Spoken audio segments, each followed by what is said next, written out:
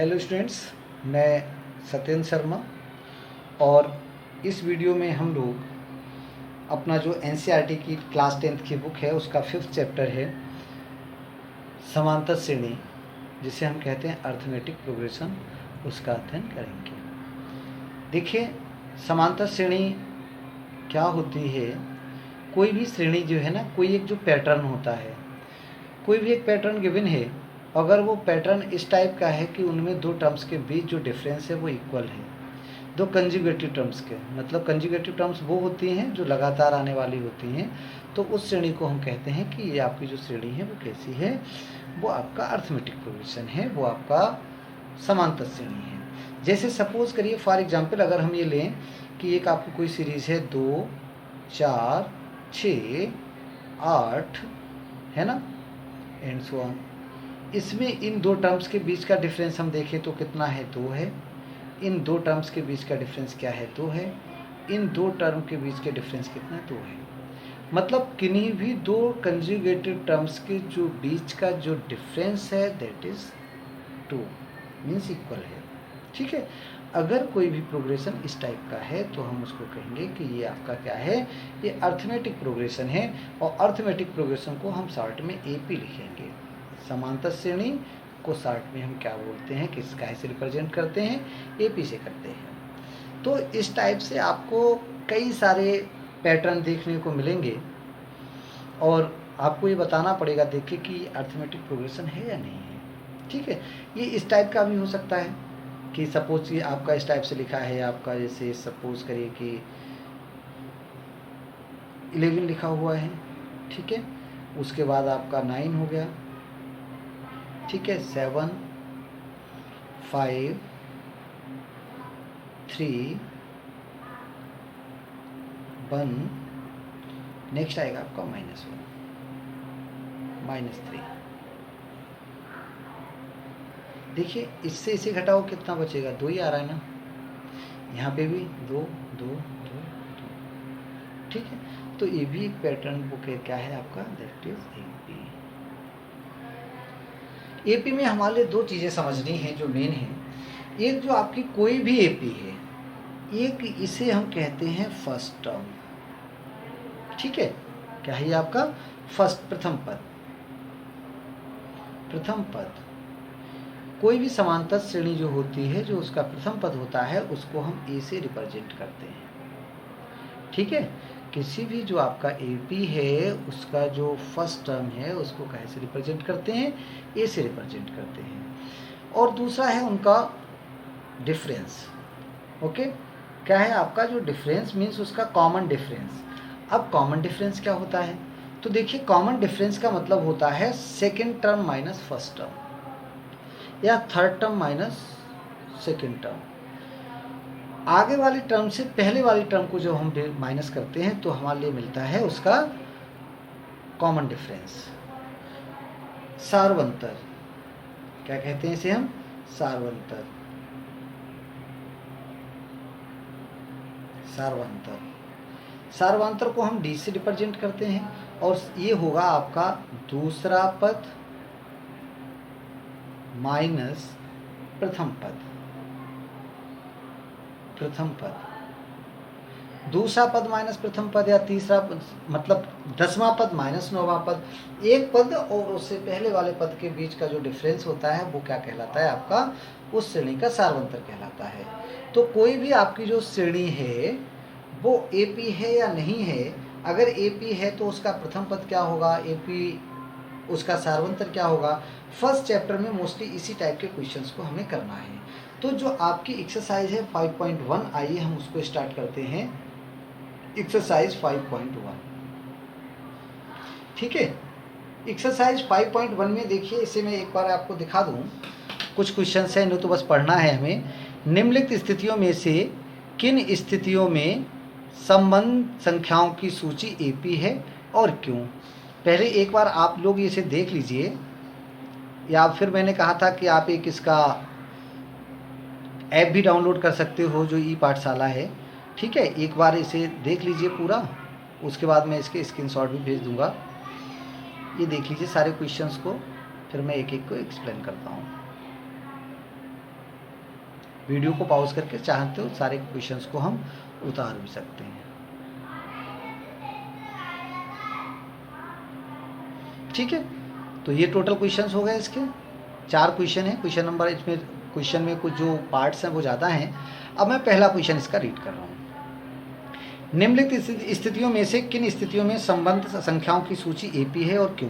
पहला है आपका प्रत्येक किलोमीटर के बाद का टैक्सी का किराया, जबकि प्रथम किलोमीटर के लिए किराया 15 रुपये से 15 रुपये है और प्रत्येक अतिरिक्त किलोमीटर का किराया 8 रुपये है। ठीक है, तो देखिए ये आपका एपी है या नहीं है, ये चीज़ हमें बतानी है।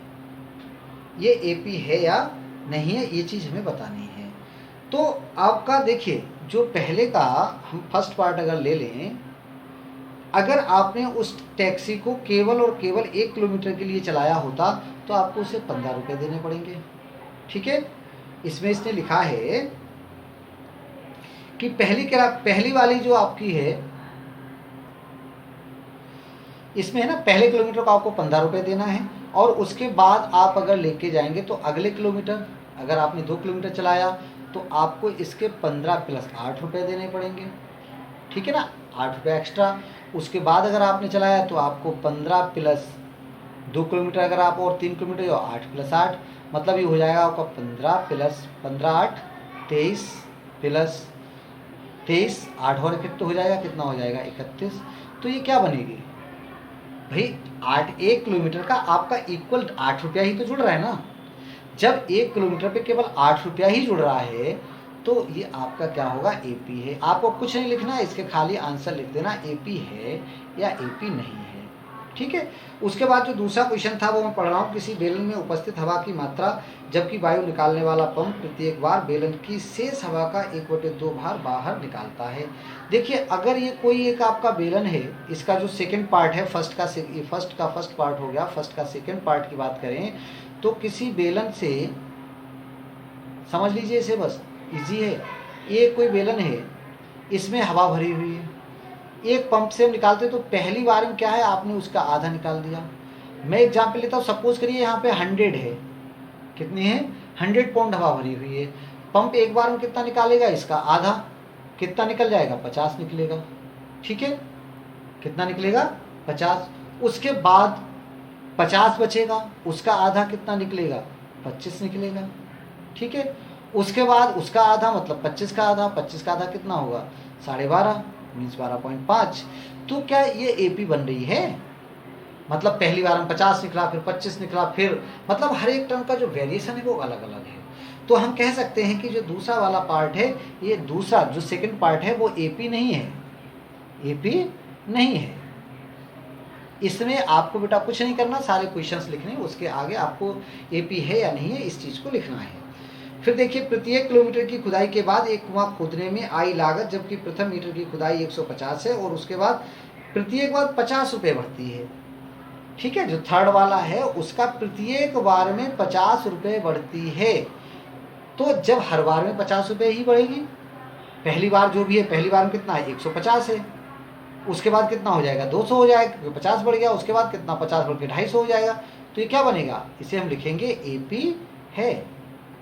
राइट, अगला है इसका जो फोर्थ वाला है, खाते में प्रत्येक वर्ष का मिश्र धन 10,000 रुपये की राशि 8% वार्षिक ब्याज की दर से चक्रवृद्धि ब्याज पर जमा की जाती है।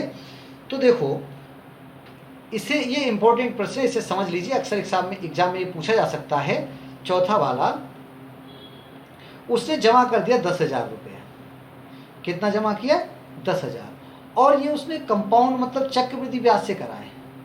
ठीक है, चक्रवृद्धि ब्याज लगता है इस पे। देखो बेटा जो ब्याज होता है, साधारण ब्याज होता है, ब्याज आपका 2 प्रकार का होता है, एक साधारण ब्याज होता है। अगर वो यहाँ पे साधारण ब्याज शब्द को यूज करेगा, साधारण ब्याज अगर हमने 10% की ब्याज से आपने 8% के हिसाब से दे दिया, तो जो आपने 10,000 रुपया जमा किया है, इस 10,000 का 8% हम अगर निकालें, ठीक है, ये जो हमने 10,000 दिया उसका अगर हम 8% निकालें तो कितना आ जाएगा, देखो 800 आ जाएगा। कितना आ जाएगा 800। तो साधारण ब्याज इस धन के लिए चाहे आप 50 साल को डालिए या 100 साल को डालिए, लेकिन हर साल आपको ब्याज के तौर पे कितने रुपए मिलेंगे? 800 रुपये ही मिलेंगे। अर्थात अगर यहाँ पे चक्रवृद्धि ब्याज की जगह वो साधारण ब्याज करता तो ये एपी होता। ठीक है। अब चक्रवृद्धि ब्याज क्या होता है? चक्रवृद्धि ब्याज ये होता है कि आपने उसको 10,000 रुपये जमा किया और उसका ब्याज कितना हुआ? 800 हुआ। तो पहली साल आपको ब्याज 800 रुपये मिलेगा। दूसरी बार जो ब्याज होगा वो इस 10,000 में आप 800 जोड़ेंगे तो 10,800 हो जाएगा।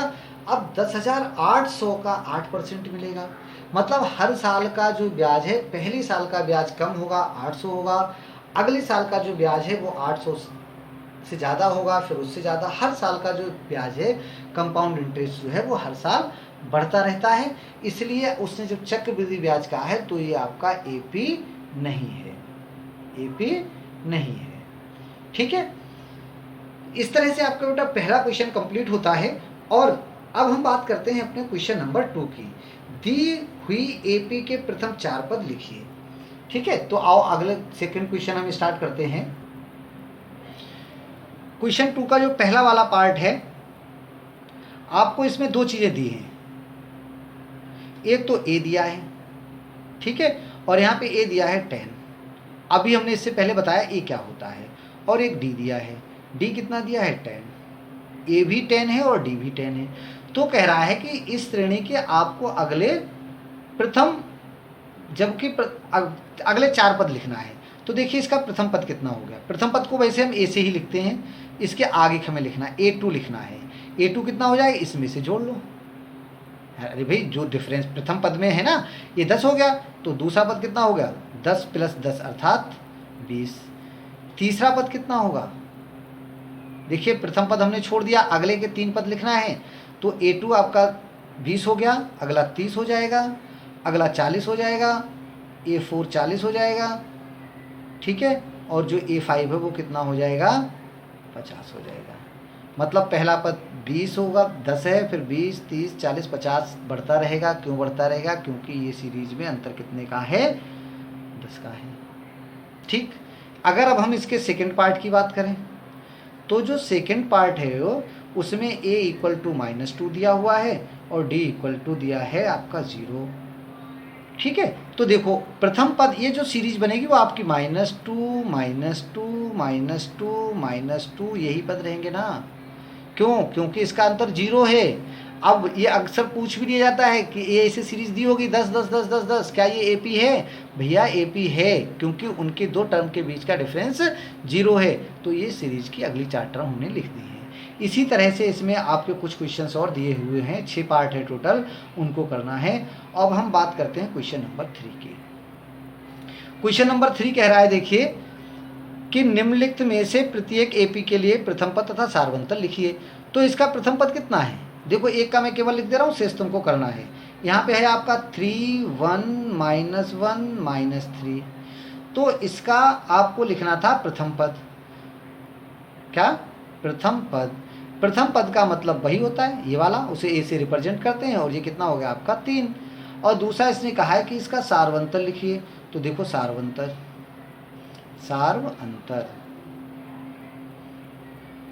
सार्वंतर बताया था ना, दूसरा पद माइनस पहला पद। दूसरा पद यहाँ ये ध्यान से लिखना होता है। पहला ये क्या है? 1 है, ये कितना है? 3 है, तो आपको होगा 1 - 3 और कितना हो गया आपका? -2। आ गया समझ में? आगे बढ़ते हैं। ये आपको बेटा यही करना है। इसमें कई सारे पार्ट हैं, इसका हमने फर्स्ट पार्ट बता दिया है और कई सारे पार्ट हैं वो आपको करने हैं। अब इसका लास्ट क्वेश्चन है आपका जो 4th है, उसमें भी बहुत सारे क्वेश्चन हैं। क्वेश्चन नंबर 4 को मैं अगर दिखाऊं तो देखिए यहाँ कितने सारे, इसमें 15 पार्ट्स हैं। इसके 4th जो क्वेश्चन है उसके टोटल कितने पार्ट्स हैं? 15 पार्ट्स हैं। और उसमें हमें बताना क्या है? कह रहा है निम्नलिखित में से कौन से एपी में है। यदि कोई एपी है तो उसका सार्वंतर ज्ञात कीजिए, इनके 3 और पद भी लिखिए। तो मैं पहला अगर ले लूँ तो देखिए पहला है आपका 2 4, केवल 2 ही पद नहीं देखना होता है, हमें कम से कम एटलीस्ट 3 टर्म्स देखने होते हैं। 8 16 दैट इज 4th का फर्स्ट पार्ट है। तो क्या ये आपकी एपी है? अब एपी है या नहीं है ये कैसे क्लियर होगा?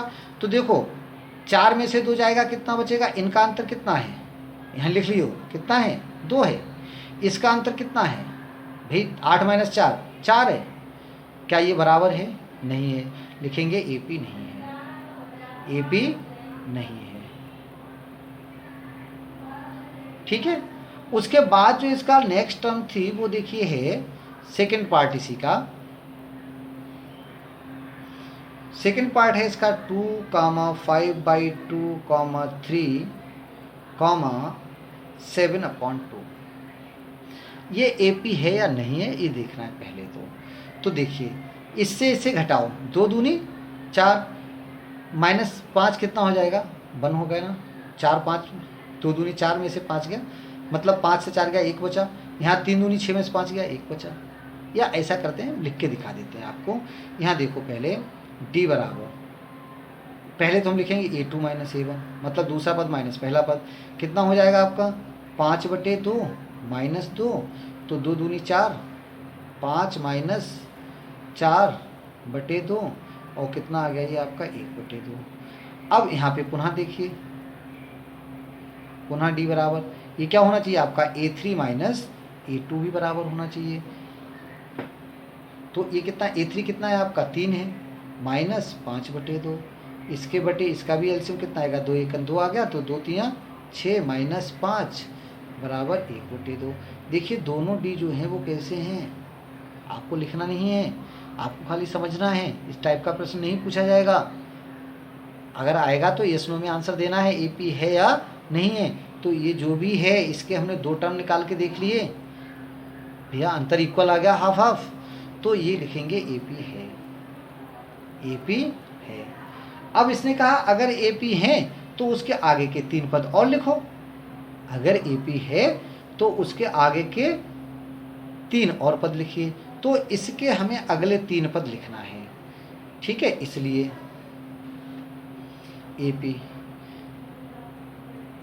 AP आपकी क्या होगी, देखो ये 2 हो गई, इसे हम लिखते हैं 2.5, है ना, 5/2 मतलब 2.5, फिर ये 3, फिर ये हो गया 3.5, 7/2 मतलब 3.5।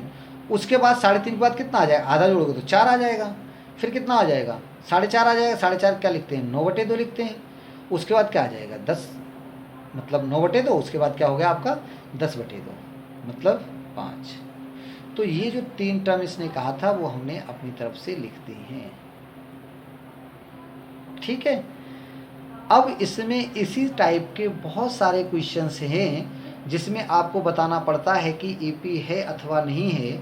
मैं एक जो इसका क्वेश्चन देखने में थोड़ा अजीब सा लग रहा है, क्वेश्चन नंबर 12, वो देखिए शेष जब आप लोग हमसे कल पूछेंगे, आप लोग ग्रुप में बताते नहीं हो। ग्रुप में कोई भी प्रॉब्लम हो, अनर्गल टॉक ना करिए कि यस सर या कि sir thank you sir welcome sir, बहुत सारे मैसेज आते हैं।